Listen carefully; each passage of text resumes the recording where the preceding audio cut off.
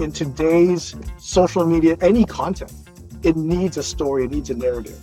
And without that narrative, I don't care how much money you pour into your production. People aren't just going to skip your videos. I think that's the first thing that we need to recognize in B2B is that it's not us trying to force a narrative or make ourselves feel pat ourselves on the back with these videos. We need to be able to offer something of value to our viewers. Today, we're chatting with Anthony Leung, founder of Mean Right Hook Video, which is a done-for-you video service that turns your expertise and your personality into relatable videos that connect with your audience. Anthony, thanks for coming on Innovators Can Laugh. How are you doing today? I am super. How are you doing, Eric? I'm doing pretty good. I think we met earlier this year in London, and I'm in much better health, much better shape, and much better place in my life than when we first met. How about you? I'm doing well. I think I'm very excited to be talking to you about video today and just how B2B businesses can use it. Because I've been doing social media for 13, 14 years now, and I feel like this is the natural evolution. A lot of B2B companies are starting to embrace video. What are the tips for those B2B companies that haven't done it yet? What is the first thing that you share with them? What sort of education do you provide to them, Anthony? I think the first thing that B2B companies need to think about is, I suppose, is why are we doing any communications in the first place? And I think that if you look at a lot of B2B businesses doing videos, a lot of it is very polished. It still feels very stuck in early 2000s, where we've got talking heads going this way, or we've got slow motion event videos. They're all very pretty, but they don't tell a story. And in today's social media, in today's any content, needs a story, it needs a narrative. Without that narrative, I don't care how much money you pour into your production. People aren't just going to skip your videos. We need to recognize in B2B is that it's not us trying to force a narrative or make ourselves feel pat ourselves on the back with these videos. We need to offer something of value to our viewers. And we need to create content in that perspective. One of the worst offenses for B2B videos is when they start off with an animation of their logo. You just killed the most important time on your content to earn the trust so that they would continue watching it. Skip that. Go right to the value. What are some good brands out there that are doing a good job with video, in your opinion? Oh, DeWalt has some really good videos, but their videos are very specific because they know that their audience is there to, they love their products and they invest in these kind of high quality videos to accentuate those points of why we love the products. But those videos are a little different, right? The ones that I think that most of us in B2B can do are the ones like this, where we're talking to camera, where we're sharing expertise, but done in a way where I like to talk energy. When you are delivering your expertise to camera and you're talking to people, it feels very different than if you have a side profile talking to someone else as an interview. I think a lot of companies have a lot of opportunities to get better and just shift that old mentality of what video should be. It's interesting to see news outlets now embracing that. If you scroll through TikTok, you have news anchors that are doing TikTok style videos, delivering news after they've done their 9 o'clock news or whatever it is. If news anchors can do it, if those old institutions are recognizing it, I think we need to recognize it as well. So you're telling me that you don't need a lot of production costs to go into this, that companies can just do this with an iPhone? That's what I do with my clients. There's, I think, advantages to it. If you can invest in the cameras and lights, it does make you better. But the work really is before the videos. You think about why you're talking to camera in the first place. What will catch the attention of the audience? How you script your video so that you can land a thought in 30 seconds. I think that's more important work than to go, how much do we want to invest in cameras and lighting, all that stuff? To me, that's secondary. Prettiness is secondary to content and value when it comes to social videos. Okay. So when I work with my clients, I rock up with, here, I'll show you my lighting. Here you go. That's my lighting. This is my kit. I've also got a tripod and I've got a mic that I'm bringing to my clients. Yeah. There's two things. One is that it's quick. It's something I can set up real quick. So when there's a spontaneous moment, I can capture it. And the other is when I'm capturing the energy of an event or a person. Having a phone, like this is very recognizable. This is very familiar to everyone. Yeah. And nobody's going to feel weird being filmed by this. But when a big camera comes towards you, right, and you're like, come on, say something, Yeah. you change. Your personality changes. You feel a bit uncomfortable. And Yeah. my job is to actually make somebody as comfortable as possible so they can be themselves, to be on camera.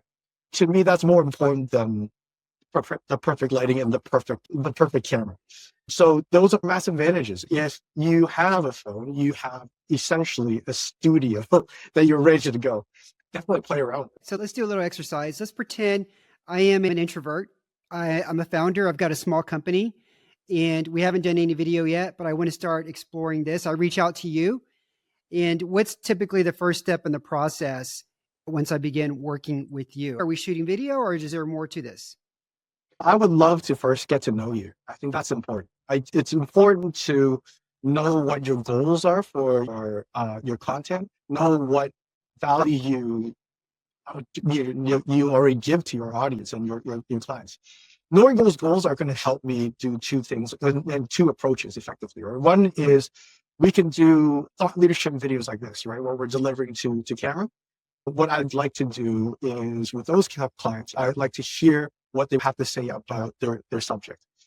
As they're talking about it, I'll ask them questions. I'm not versed in what you're trying to tell me, but that also puts them in a great position to understand how to get the most out of your content, so we can deliver something understandable and relatable to the audience, regardless of their level of expertise. I listen to your story, then I script something that can take this long thought and shorten into something that's 40 seconds, a minute, or a minute and a half. With that script, I break it down into small sections so that you're not killing yourself trying to remember this massive script. When we're recording, I feed you the lines. So you don't have to worry about trying to remember everything, or am I sure this story is going to get all the points I want in there, because we already nailed that in the script. That allows the person to be way more comfortable and way more loose and just be themselves. Authenticity is a word that's thrown around maybe too much, but that's what we're aiming for, is not just, hey, look, this person knows what they're talking about, but hey, look, this person is someone I can relate to. This person's energy is someone I can feel. That's one way of doing it. The other is there are clients where they do a lot of events. An event is a time where, especially if you're up there speaking at this event, you're prepared to put value to the audience. We take advantage of that time. I will ask you questions about and just do an interview. I'll ask you questions about what you thought about the evening, or get the energy of the crowd, and ask you questions about just how you, what you want the audience to take away, and put together a video from there. That way you are having something to bounce off of. I'm asking questions to you, gets the best out of your content, so that I can edit it later. In my head, when I'm asking questions, I'm thinking, is this person articulating the subject the best? What other things do we need to wrap up a video, et cetera, et cetera. And the goal is to get it to you within 48 hours of doing an event, because if that's another thing about B2B content and B2B videos, is that just so many videos that come out 2 weeks after an event. And we were done. We already forgotten that we were there. We have all the freebies. We used them all. Yeah. That video has to come out. The faster it is, the more you'll be able to engage your audience while that energy is still fresh in your head. That's when that video is exciting too. How long could a new client expect to shoot with you? We're talking like a 60-minute session. Let's say this is not an event. This is like come to our office, or we meet somewhere and we do an interview. Or is it more like the entire day? I think that it depends on how many videos you're looking for. I can do it instantly. I can just rock up and we will start with a conversation of what you're trying to say. So I get an understanding in my head, a map where we're going to go. That's important. I think we are able to do a video in half a day, and you'll be able to get it within 24 hours, as fast as that. And then just launch it. We're not talking about massive production crews. There's actually massive production crew out here right now, so maybe I should keep it quiet. But you can do all that, but at the same time, that speed and that relatability is how communications is changing on social media, in particular LinkedIn, with this big push on video. Have you ever had a client where you had to come in and make some changes to like their makeup or and hair or something else? I don't have a makeup crew. I look at the video and go, they look good. To me, I say, as long as it look good in my eyes, I think that's important.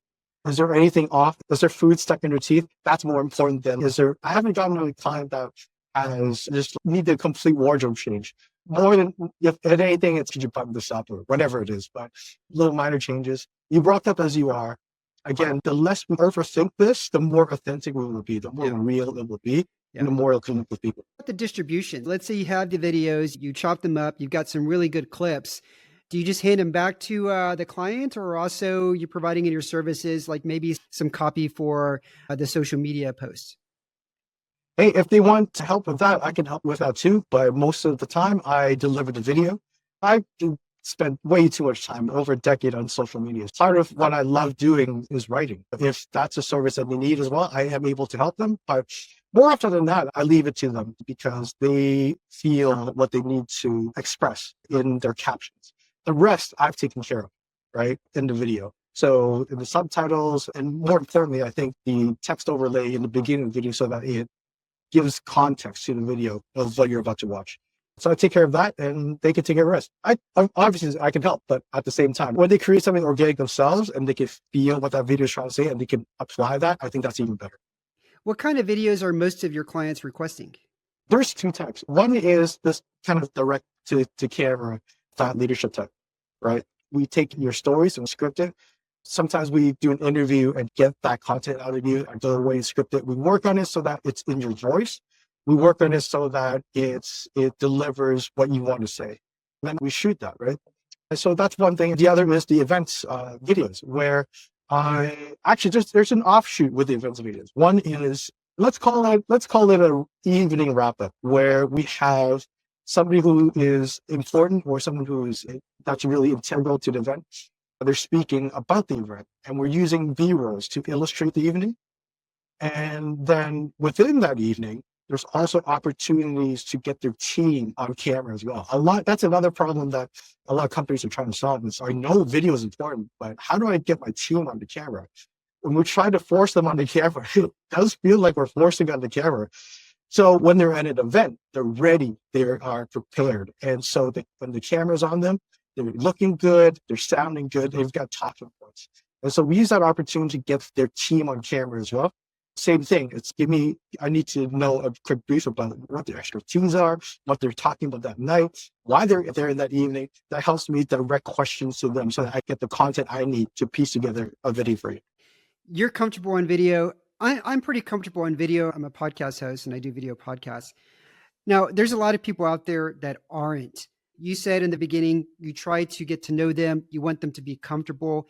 Are there any other things that you do before the camera, before you actually start shooting, to help them get a little bit more comfortable with the camera? Yeah, that's a great question. I don't think I do anything in particular. What I've picked up on my last shoot was a feedback that, what the client gave back to me was on her comment and her caption on her LinkedIn video. She called me calming. And I was like, that's interesting. That's a really interesting feedback. Calming? No, calming. Calming in the sense, I got you. I think what I do to get them comfortable is we're talking and we're building a rapport before we hit the record button. Yeah. There's nothing I can do to make you feel more comfortable than to be comfortable with me. Because I'm here directing you, I'm here shooting you. If you're comfortable with me, sometimes I'll turn the camera and go, hey, do you like how this looks before I shoot? If I can make you comfortable with me, you'll forget that the camera's there. And I think that's going to be important. Yeah. But if you want to be comfortable, get more comfortable by yourself, I think we all got one of these. And we just need to start shooting selfie videos. We need to start vlogging. We need to start getting comfortable with just being on camera and looking at the face and that person that's talking back to you on camera. Yeah. It's weird the first time, but that's just who we are. And we need to get to know that person. And the more we do that, you don't have to publish it. The more we do that, the more comfortable we're going to be. Are you just operating in one location? Is it primarily the surrounding areas of London? I'll travel, buddy. Most of my clients right now are London-based and surrounding area, but I've been to Barcelona, Canada. I'll come to Romania. But right now, I have had clients in Canada where I've shot remotely as well. We use something like what we're using right now for podcast recording so that I can direct them to record. Yeah. and magic technology. But if it's an event, I've got to be there. Tell us about the name of the company, Mean Right Hook. How is that? How did that come about? I love that name because it's the love child of two things I really love. First is a love of puns. So me right hook for people listening, the right is WRITE. And the second is my love for violence. But I was really into mixed martial arts, professional wrestling. I still watch, and the name just came up to me when I was thinking about doing my own business one day. I first wanted to start being a copywriter, and so me right hook was like about copy that hits you hard. And no more jab. Just throw a me right hook, right? I kept the name because even now when I'm doing video, even now if I'm doing social media content, all good content comes from the same place. It comes from good writing. It comes from the director knowing how to piece something together in their heads as they write the story in their heads and they direct the subject to get the content out of them. So I've kept the name because of that. Okay, I got a few rapid fire questions for you. Give me the first answer that pops into your head. Ready? Let's go. The most exciting thing you've done in the last 26 days. Ah! Oh, we booked a trip to Disney. I don't know if that counts. Very exciting. Okay. The kids wanted to go. And yeah, I couldn't believe they wanted to go. I thought they were an age that wanted to go. But professionally, I just shot a video for somebody who I turned around within 24 hours. I was super tired, but the energy that they got back from they were launching a new community, and I watched their LinkedIn followers double. And I watched the engagement on the video. There's just so much love. Yeah. It was such a great moment. It was such a validation of what I do. That kind of quick turnaround and that capturing that moment and capturing that energy. You got people there saying, "Hey, I want to sign up to the networks," and that's exactly what I want for my clients. Not just like a video, but something that gives results. Incredibly exciting. I was super tired. I think I'm still like feeling a bit jet lagged over that, but it was well worth the effort. What is a book you read, or maybe it's a podcast that has really helped you in establishing yourself and your business and moving things forward? Oh, this is going to kill you because I don't read books. I got a collection of half-read books. That includes like graphic novels. Podcasts, that has helped me. You know what? This is going to be funny because back to my love for professional wrestling and mixed martial arts. I was listening to this wrestler called Matt Cardona. He used to be a WWE wrestler, and he got fired, and now he's in an independent scene. He's making more money as an independent wrestler than he was in the big leagues, and that's fascinating. And during one of the podcasts he was on, he mentioned that he just laid out exactly how he does his business, all the secrets that he does. I listened to that, and that has changed my perspective of how to do business. Because to me, it's super fascinating how I can relate.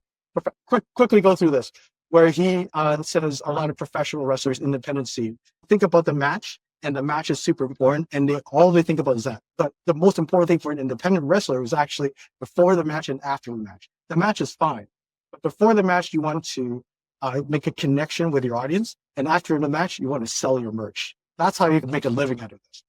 And in my mind, I'm like, oh, I can totally see how this applies to my business, because what I do on LinkedIn, what I do in networking, that's the match, right?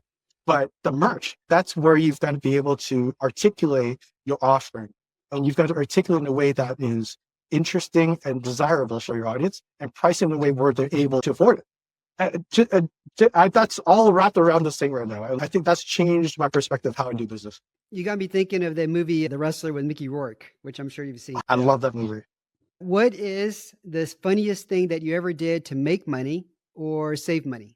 The funniest thing I ever did to make money was when I first moved to the UK. Couldn't get a job, partly because of my visa at the time. And I had to go do flyering for a comedy show. So it's literally, I have a funny story. I was out in Covent Garden, outside the tube station there, just handing flyers, trying to get people to go into his comedy show. Yeah. At the time, digital wasn't massive. We're on the cusp of really the world going fully digital. The flyering was like, there used to be a sign, please come to the show. I take that with me because that kind of interaction and engagement is what we're trying to do with social media. When we can show up on video and it feels like we're having a conversation with the other person watching it, that's the goal, right? Especially for B2B. I think I made like £8 an hour at the time. It was all under the table. But that was probably the funniest way I had to make money. How did you get the job? Did you see an ad in the newspaper or what? I think it was Gumtree. I don't think there's Gumtree where you're at, but it's like the Craigslist in the UK. I was just scrolling through. I was like, I need something to keep me going. Yeah. That's why it caught me going. I did something similar. When I lived in New York City, I needed to make some money and I found something. It was a survey. I was asking people at a park a survey about ice cream truck and ice cream flavors and stuff like that, but I got paid for it. I would have preferred the comedy show. I think I can really advertise that much better than, hey, would you like to do this survey for ice cream? Okay. If you got ice cream at the end, you win. Anthony, thanks for coming on Innovators Can Laugh. It's such a pleasure to be here, Eric. For everybody listening, I'm going to drop links to Anthony's LinkedIn profile and to his company website, Mean Right Hook. And enjoy. Come back next week where I'll have another innovator or founder from the UK on the show. This is Eric speaking, and I'm out. Cheers.